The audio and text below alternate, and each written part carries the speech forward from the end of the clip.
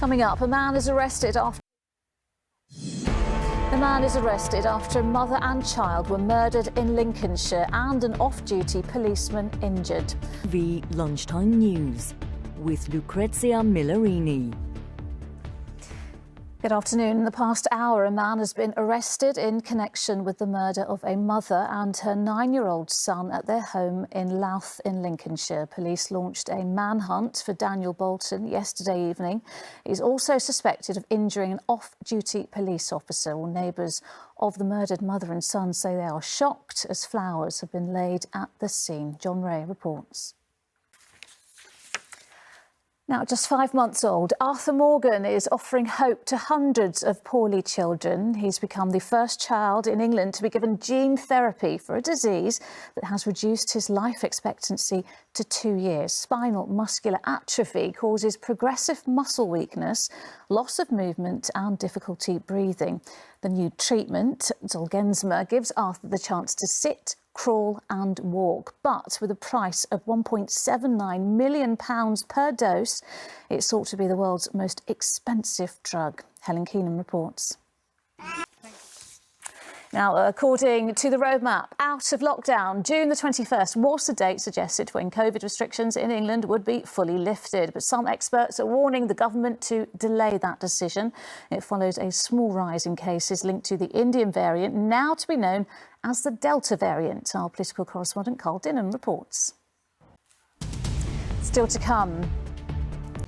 But first, two-time Commonwealth champion Colin Jackson is leading the call for thousands of volunteers to step up for next year's Commonwealth Games in Birmingham.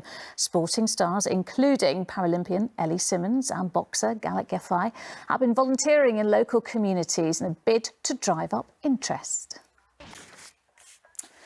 What's more the news now? 2 serving members of the British Army have been charged with firearms offences after an investigation by the Met. Now, after one of the coldest, wettest Mays on record, the first day of summer has finally arrived, bringing with it record temperatures. Following the balmy bank holiday, highs of 27 degrees are forecast, so where better to enjoy it than by the seaside? Well, Martha Fairley is in Margate for us. And Martha, another scorcher today. And finally, 2 more Friends have had a reunion after the success of the sitcom's reboot last week. Remember the routine? That's it this lunchtime. Charlene will be here with the ITV Evening News at 6:30. The news where you are follows the national weather. But for now, from everyone on the lunchtime team, bye-bye.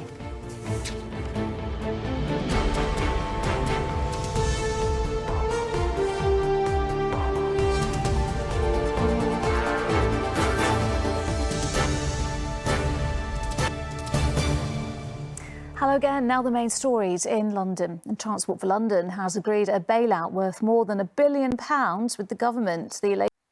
A post-mortem into the death of Sarah Everard has recorded compression of the neck as the cause of her death.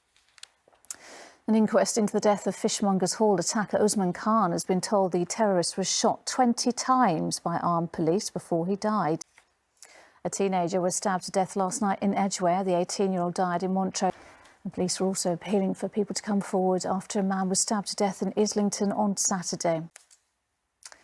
Somerset House has been transformed into an Eden of 400 trees. All right, weather now. Here's Sally. That is all for now. Duncan is back here at 6. Until then, enjoy your afternoon. Bye-bye.